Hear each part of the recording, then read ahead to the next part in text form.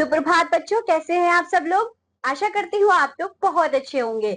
मैं हूँ आपकी हिंदी की अध्यापिका और हिंदी की कक्षा में आप सबका बहुत बहुत स्वागत है। तो बच्चों, आज से हम पढ़ेंगे कक्षा 8 की पुस्तक जिसका नाम है कादम्बरी।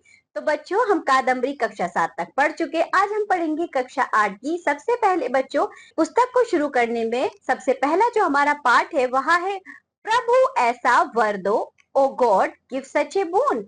तो बच्चों, यह एक कविता है, तो इस कविता से हम अपनी किताब की, अपनी पुस्तक की शुरुआत करेंगे। तो चलिए पहला पाठ पढ़ना शुरू करते हैं जो कि एक कविता है, प्रभु ऐसा वर दो। सबसे पहले बच्चों देखिए कविता का मर्म यानी कि पाठ का सार कि इस कविता में हमें क्या बताया गया है। प्रार्थना मनुष्य को बुरे कामों व अंधकार भरी जिंदगी से बाहर निकालती है, जिससे मनुष्य जीवन सुख और शांति से व्यतीत कर सके।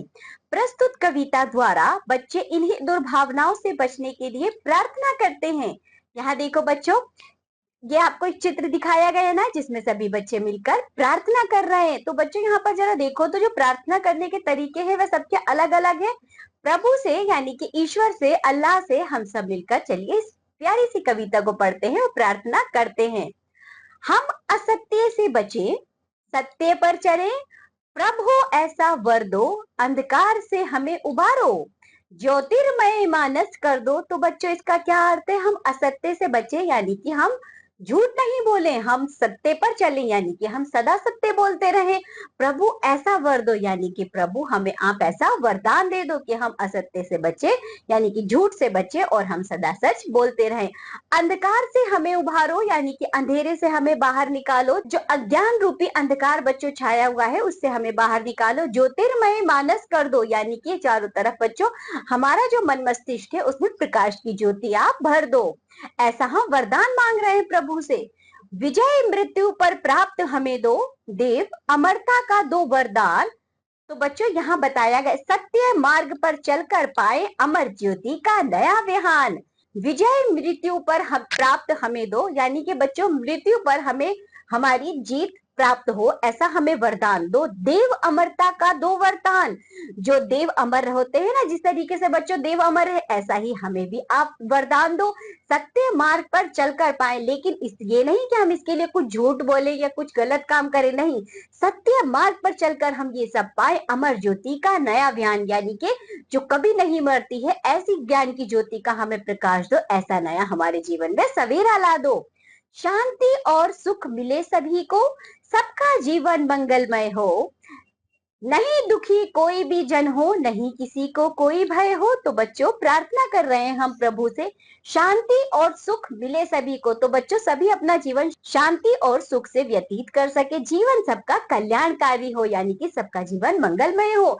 नहीं दुख कोई भी जन हो, इस संसार में, इस जगत में बच्चों किसी भी व्यक्ति को कोई भी दुख ना हो, ऐसे हम लोग प्रभु से प्रार्थना कर रहे हैं। नहीं किसी को कोई भय हो, और साथ ही बच्चों किसी को किसी से कोई डर भी नहीं होना चाहिए। तो बच्चों ये एक प्यारी सी कविता हमने पढ़ी जिसमें हमने प्रार्थना करी ऊपर वाले से कि हमें वरदान दो ऐसा कि हम सदा सत्य बोले, असत्य के मार्ग पर ना चले, और बच्चों ज्ञान रूपी प्रकाश हमारे चारों तरफ रहे और हम देवता की तरह अमर रहे। लेकिन ये सब हम सत्य के मार्ग पर चलकर ही आपसे प्राप्त करना चाहते हैं। हे प्रभु हमें ऐसा वर दो कि सभी का जीवन सुखमय बीते, शांति से बीते, कल्याणकारी जीवन बीते। तो चलिए बच्चे इस प्यारी सी कविता में इतने ही। ये कविता आधारित थी उपनिषद के आधार पर, ठीक है। तो इस कविता से हमें क्या शिक्षा मिलती है कि हमें सदा सत्य बोलना चाहिए। तो बच्चों इस पाठ से संबंधित अभ्यास कार्य करेंगे। सबसे पहले देखिए आप निम्नलिखित पंक्तियों का आशय स्पष्ट करो, एक्सप्लेन द फॉलोइंग लाइंस। तो बच्चों यहाँ आपको कविता की कुछ पंक्तियां दी गई हैं जिनका आशय आप खुद से स्पष्ट करेंगे, यानी कि उनकी वह पंक्तियां क्या कहना चाहती है इन्हें आप अपने शब्दों में लिखेंगे। तो चलिए ये कार्य आप सब बच्चे खुद से करेंगे। आगे बढ़ते हैं, अब हम करेंगे सही विकल्प पर सही का चिन्ह लगाइए, टिक द करेक्ट ऑप्शन। सबसे पहला देखिए, हमें किससे उबरना चाहिए बच्चों, अंधकार से। हमें किस मार्ग पर चलना चाहिए, सत्य के मार्ग पर। सबका जीवन कैसा होना चाहिए, मंगलमय और सुखमय, यानी कि इन दोनों जैसा होना चाहिए। आगे बढ़ते हैं, निम्नलिखित प्रश्नों के उत्तर दीजिए, आंसर द फॉलोइंग क्वेश्चंस। बालक किस पर विजय प्राप्त करना चाहता है बच्चों, बालक अमरता पर विजय प्राप्त करना चाहता है। नए विहान से कवि का तात्पर्य है, तो बच्चों नए विहान यानी कि नए सवेरे से, नया सवेरा, विहान का अर्थ होता है सवेरा, तो नया सवेरा, सवेरा से कवि का यह अर्थ है कि जब हमारे नया सवेरा हो, नया विहान यानी कि नया सवेरा हो, तो हम सब बच्चों शांति और सुखमय हो, और साथ ही साथ हमारा जो ज्ञान रूपी प्रकाश है वह चारों तरफ फैला हो।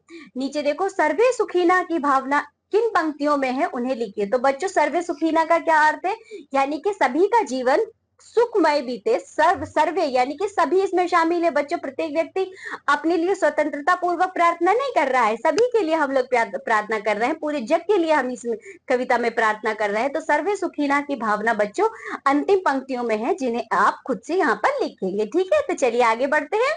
बे उर्दू का उपसर्ग है। नीचे लिखे शब्दों के आगे बे लगाकर नए शब्द बनाइए। मेक न्यू वर्ड एडिंग बे प्रीफिक्स। बच्चों देखो, वक्त यानी समय, बेवक्त मतलब बेवक्त बच्चों कोई भी समय में, मतलब किसी भी समय में। वजह कारण, बेवजह बिना कारण के। खौफ यानी कि डर, बेखौफ बिना डर के। शर्म लजाना, बेशरम बिना लजाए। इसी तरह और भी शब्द है जिनके आगे आप बे लगाएंगे। चलिए आगे बढ़ते हैं। निम्नलिखित के विलोम शब्द लिखिए, राइट द एंटोनियम्स। अंत, तो बच्चों अंत का विलोम क्या हो जाएगा, आरंभ। जीवन, जीवन का मरण। सजीव का निर्जीव, सुख का दुख। इसी तरह और भी शब्द है जिनके बच्चों विलोम आप स्वयं से लिखेंगे। तो अब पढ़ते हैं बच्चों व्याकरणिक पहल। इसमें हमें क्या दिया गया है, नीचे दिए गए शब्दों से भाववाचक संज्ञा बनाइए। Make the abstract noun from the following words. तो बच्चों आपको याद है ना कि भाववाचक संज्ञाएं बनाई जाती हैं, आपने संज्ञा पढ़ते टाइम भी पढ़ा होगा। तो चलिए भाववाचक संज्ञा बनाते हैं। जैसे विजय, तो बच्चों विजय की भाववाचक संज्ञा क्या हो जाएगी, विजयता। भय, भयता। अमर, अमरता। इसी तरह और भी शब्द है, और भी संज्ञा शब्द दिए गए हैं, तो आप उनसे क्या बनाएंगे बच्चों, भाववाचक संज्ञा बनाएंगे। नीचे दिए गए शब्दों से विशेषण शब्द बनाइए। Make the adjective words from the words given. पहला देखो बच्चों अंधकार, तो अब आप इसका विशेषण शब्द बनाएंगे तो क्या बनेगा बच्चों, अंधकारमय। ज्ञान, ज्ञान का बच्चों क्या बनेगा, ज्ञानता। कृपा का कृपया। इसी तरह और भी शब्द दिए गए हैं जिनका विशेषण आप बनाएंगे। चलिए आगे बढ़ते हैं। नीचे देखो आपको दिमागी कसरत यानी कि थिंक टैंक दिया गया है, जिसे आप खुद से करेंगे। तो बच्चे इसी के साथ ये पाठ यानी कि ये प्यारी सी कविता होती है यहाँ पर समाप्त। आज के पाठ में जो भी पढ़ा है, हमने जो भी वरदान मांगे हैं इस प्रार्थना में, तो बच्चों उन वरदानों को अपने जीवन में उतारिए। अब हम मिलेंगे आपसे अगली कक्षा में, तब तक के लिए बाय बच्चों।